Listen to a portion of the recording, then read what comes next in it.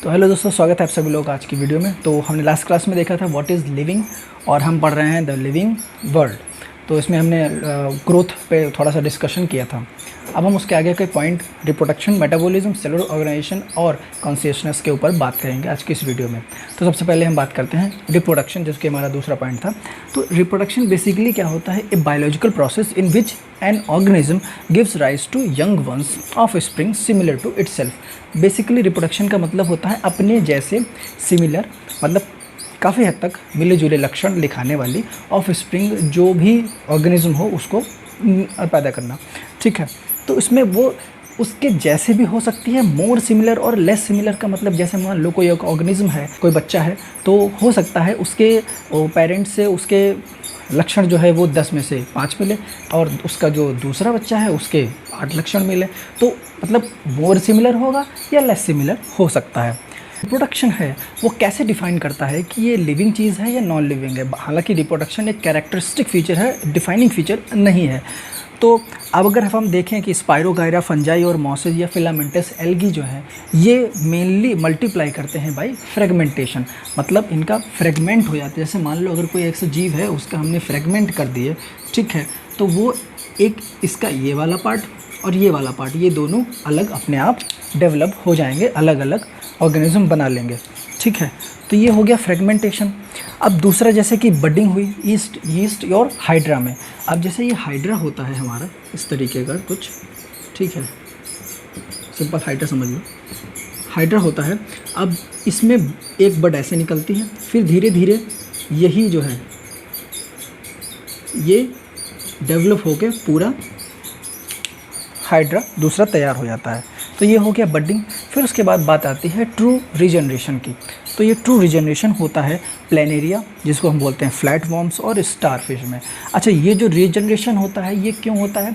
ये अपने आप को बचाने के लिए करते हैं रीजनरेशन, मेनली इनका मतलब होता है, मतलब ये सर्वाइवल के लिए करते हैं। जैसे मान लीजिए, जैसे ये प्लेनेरिया है, ये फ्लैट वॉर्म होता है, ऐसे इस तरीके का होता है। इसको हमने इसके 10 पीस कर दें तो हर एक पीस से एक फ्लैट वॉर्म लंबे टाइम के बाद पूरा बन जाएगा। ठीक है, और ये मोड ऑफ रिप्रोडक्शन है एसेक्सुअल रिप्रोडक्शन। जब हम रिप्रोडक्शन पढ़ेंगे तो हम उसमें एसेक्सुअल और सेक्सुअल रिप्रोडक्शन के बारे में चर्चा करेंगे। ठीक है, तो ये 3 पॉइंट हो गए। अब अगर हम बात करें जैसे बैक्टीरिया हैं, एल्गी हैं, तो ये जो है वो भी अपना सेल्स का नंबर बढ़ा करके वो भी रिप्रोडक्शन करते हैं, मतलब रिप्रोड्यूस होते हैं, 1 से 2, 2 से 4 होते हैं। ठीक है, तो ये तो हो गया रिप्रोडक्शन। अब अगर जैसे कि हम बात करें कोई स्टेराइल है, जैसे स्टेराइल वर्कर बीज होती हैं, वो तो रिप्रोडक्शन नहीं कर सकती हैं, वो अपने जैसे ऑर्गेनिज्म को पैदा नहीं कर सकते हैं। या कोई ह्यूमन कपल है जो कि स्टेराइल है, इनफर्टाइल है, तो वो भी अपने जैसा प्रोजेनी को रिप्रोड्यूस नहीं कर सकता है। तो क्या वो लिविंग में नहीं आएगा? तो इसीलिए जो रिप्रोडक्शन है वो एक कैरेक्टरिस्टिक फीचर है, डिफाइनिंग फीचर इसीलिए नहीं है, क्योंकि इसमें कुछ आते हैं जो कि लिविंग हैं बट रिप्रोड्यूस नहीं कर सकते हैं बायोलॉजिकली।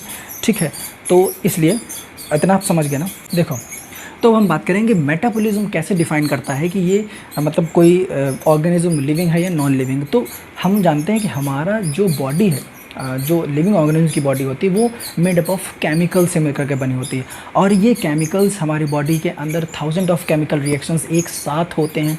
अब ये केमिकल्स जो हैं वो चेंज होते रहते हैं, ये केमिकल्स जो हैं वो चेंज होते रहते हैं अदर बायोमॉलिक्यूल्स में,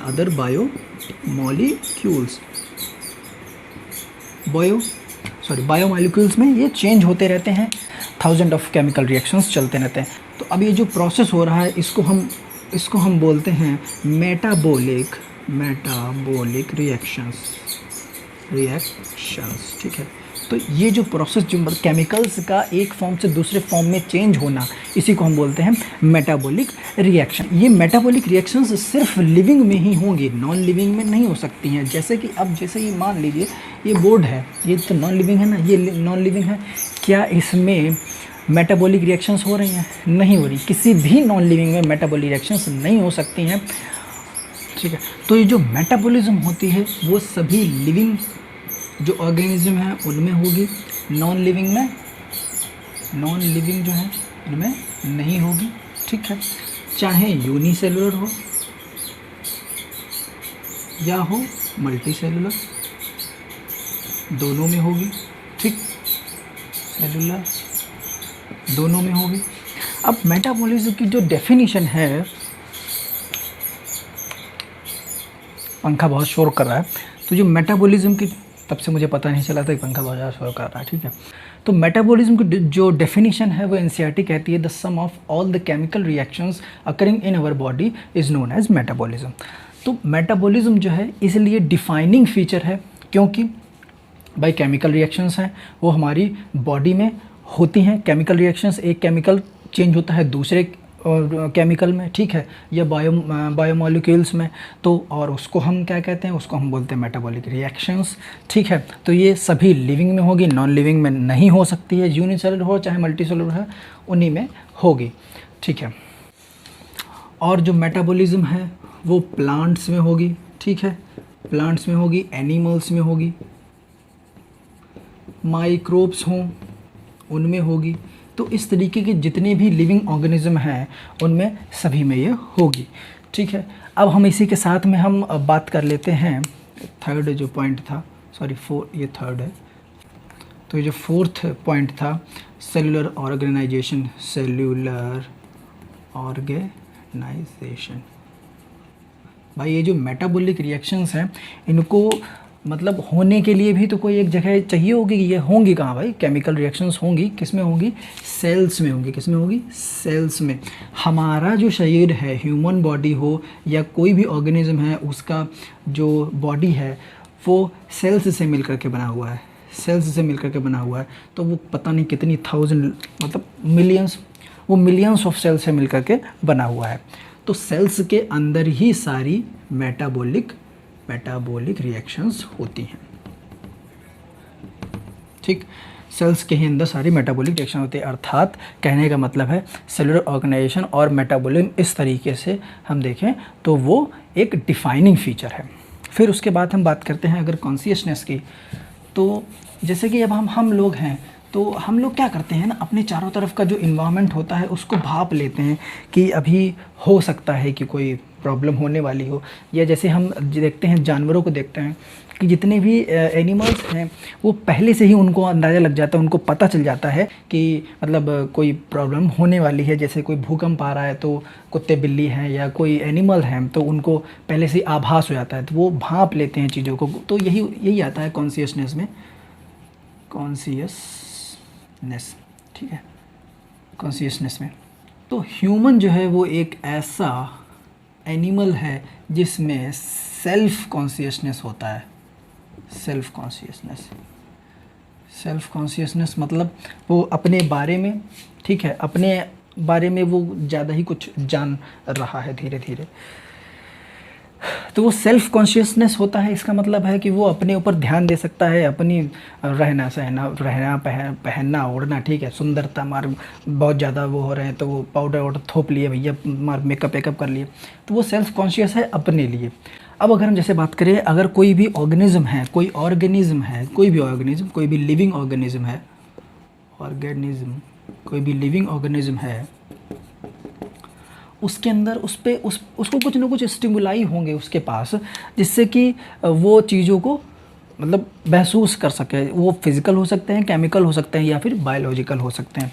अगर हम ह्यूमंस की बात करें, तो हम लोगों के पास क्या होते हैं, सेंस ऑर्गन्स होते हैं ना, सेंस ऑर्गन्स। उसमें क्या क्या आता है, आँखें, नाक, कान, मुँह, ठीक है, त्वचा।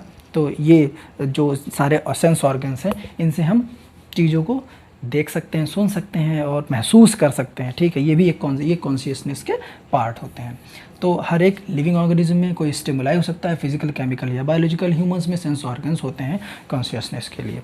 फिर अगर हम प्लांट्स की बात करें तो प्लांट भी तो रिएक्ट करते हैं, प्लांट में भी तो कॉन्शियसनेस होती है, क्योंकि प्लांट भी तो लिविंग है भाई। तो प्लांट में क्या होता है, वो लाइट के प्रति सेंसिटिव होते हैं, ठीक है, लाइट को एब्जॉर्ब करते हैं, अपनी फोटोसिंथेसिस की क्रिया करते हैं। वाटर होता है, ठीक है, एयर होता है, या कोई ऑर्गेनिज्म भी हो सकता है, ऑर्गेनिज्म हो सकता है। एक उदाहरण जैसे कि हम देखते हैं पॉल्यूटेंट है, उसको भी वो पॉल्यूटेंट, जैसे बहुत ज़्यादा पॉल्यूशन होता है जहाँ पे, वहाँ पे पेड़ पौधे अच्छे से ग्रो नहीं कर पाते हैं। वहाँ पे पेड़ पौधे अच्छे से ग्रो नहीं कर पाते हैं। या फिर देख सकते हैं अगर हम प्लांट की बात करें तो एक जैसे कि इंसेक्टिवोरस प्लांट्स जो होते हैं, जैसे उनके ऊपर कोई इंसेक्ट बैठा है तो भाई उसके ऊपर कुछ ना कुछ तो स्टिमुलाई है ना, उसको सेंस कर रहा है। तो जैसे ही उसके ऊपर कोई इंसेक्ट आया तो वो खुला और इंसेक्ट अंदर गया और वो खत्म। ठीक, अब अगर उसे पता ही नहीं चलेगा, उसे सेंस ही नहीं होगा कि उसके पास कुछ है, तो वो कैसे अपनी रिएक्शंस देगा। जैसे हम लोग ही हैं, हम लोग की अगर स्किन पे यहाँ पे मान लो यहाँ पे अभी कोई कॉकरोच बैठ जाए तो देखेंगे नहीं, पहले फील हो जाएगा कि कुछ न कुछ तो यहाँ पे है, तुरंत हाथ झाड़ेंगे और बाद में देखेंगे अच्छा भैया तुम थे, तो भाई तुरंत भागेंगे, उसे भगाएंगे। तो आई थिंक कॉन्शियसनेस में समझ में आ गया होगा। तो इसीलिए मेटाबॉलिज्म, सेलुलर ऑर्गेनाइजेशन और कॉन्शियसनेस ये डिफाइनिंग फीचर हैं हमारे लिविंग के, अर्थात मतलब इनमें अगर किसी भी ऑर्गेनिज्म में, किसी भी लिविंग या किसी भी ऑर्गेनिज्म में ये तीनों चीज़ें हैं, मतलब बेसिक ये तीनों चीज़ें हैं, तो वो लिविंग ही होगा। बाकी पांचों जो कैरेक्टर हैं उनको तो उसे मतलब सेटिस्फाई करना ही होगा। पांचों कैरेक्टर कौन से हैं? पहला, सबसे पहले हम फिर से देख लेते हैं। सबसे पहले है ग्रोथ, दूसरा रिप्रोडक्शन, तीसरा है आपका मेटाबॉलिज्म, चौथा है आपका सेलुलर ऑर्गेनाइजेशन, पांचवा है आपका कॉन्शियसनेस। ठीक है, तो ये पांचों कैरेक्टर्स जो भी ऑर्गेनिज्म फुल्ली सेटिस्फाई करता है, पांच के पांचों, तो वो लिविंग है। उसमें भी ये तीनों अगर सेटिस्फाई कर रहा है, ये तीनों को तो ज़रूर ही होना ही चाहिए। ये डिफाइनिंग फीचर है। ठीक है, ये डिफाइनिंग फीचर है। और ये दो, जैसे कि हम बात कर रहे हैं पहले ही क्लास से, ये कैरेक्टरिस्टिक फीचर है, कैरेक्टरिस्टिक फीचर। ठीक है, हम नेक्स्ट क्लास में बात करेंगे कि इसके आगे टैक्सोनॉमी वगैरह जो है, नॉमेनक्लेचर सबसे पहले तो नॉमेनक्लेचर है, और उसमें बायनॉमियल नॉमेनक्लेचर और ट्राइनॉमियल नॉमेनक्लेचर, ये सारी जो है टैक्सोनॉमी, इन सब की बात करेंगे। आई होप आपको वीडियो पसंद आई होगी। तो अगर वीडियो पसंद आई है तो वीडियो को लाइक, शेयर और चैनल को सब्सक्राइब करना है नेक्स्ट क्लास में, और बेल आइकन को जरूर दबा लीजिएगा जिससे कि नोटिफिकेशन आपको मिल जाए। तो फिर मिलते हैं नेक्स्ट वीडियो में। जय हिंद।